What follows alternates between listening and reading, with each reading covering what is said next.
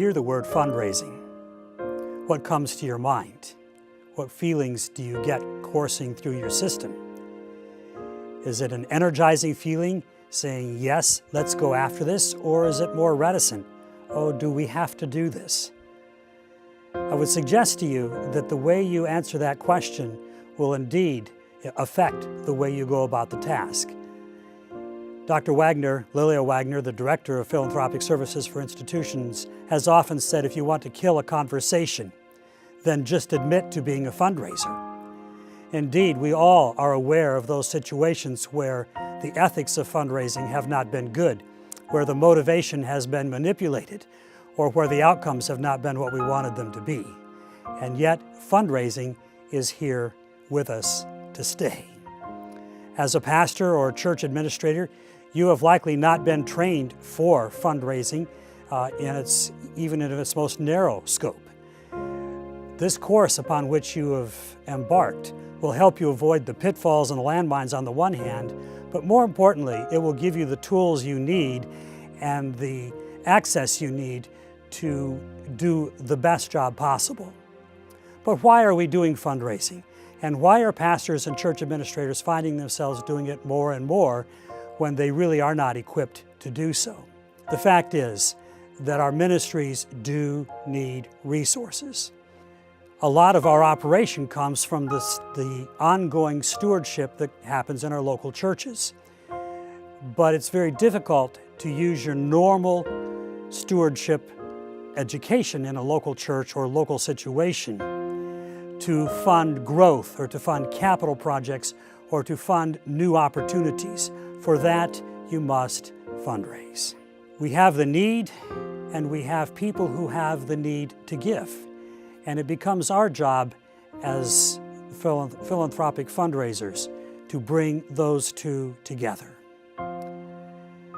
We do it because we care.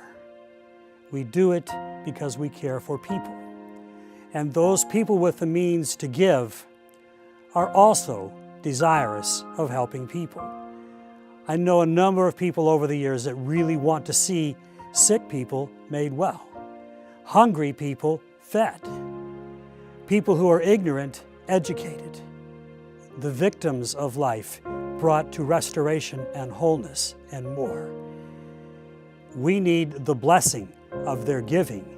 They need their giving as a blessing to themselves and to us. And when we can bring those two together, wonderful things happen. Jesus never took an offering that I'm aware of. But his ministry was full of people giving him what he needed to continue his ministry. Mary and Martha and Lazarus of Bethany gave him their home. Some of the women of Galilee gave him resources.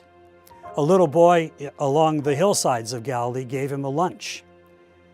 And at the triumphal entry, somebody loaned him his donkey. It's interesting, in that story, two disciples are sent into town.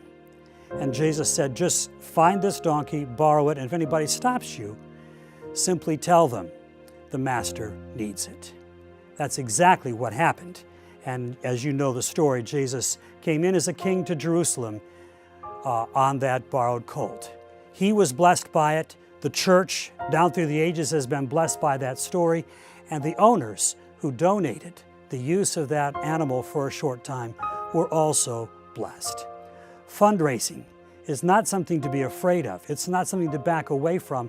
It's something to be embraced because our ministry projects, our capital needs, are legitimate in every way. The Seventh-day Adventist Church has, from its inception, been concerned to reach people in their totality, in the totality of their humanness. And so we talk about the physical, the mental, the spiritual, and the social. And we've been talking about that for 140 years and more. That kind of language, that kind of whole person care is indeed part of the vocabulary of the 21st century. We're hearing more and more about that across the spectrum of human need and human care. But our church has been doing that for a long time, and rightly so. Somewhere it is extremely likely that your project, your capital project, your ministry expansion, is addressing one of those needs. By definition, then, your project is a legitimate project, and the funding it takes to run it is indeed also a legitimate ministry to go after.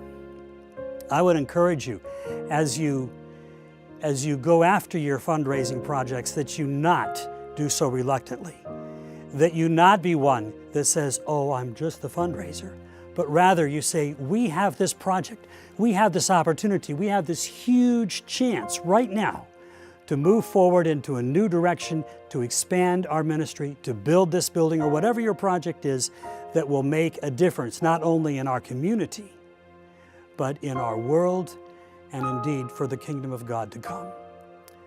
The world-renowned cellist Pablo Casals has said, the capacity to care is the thing that gives meaning to life.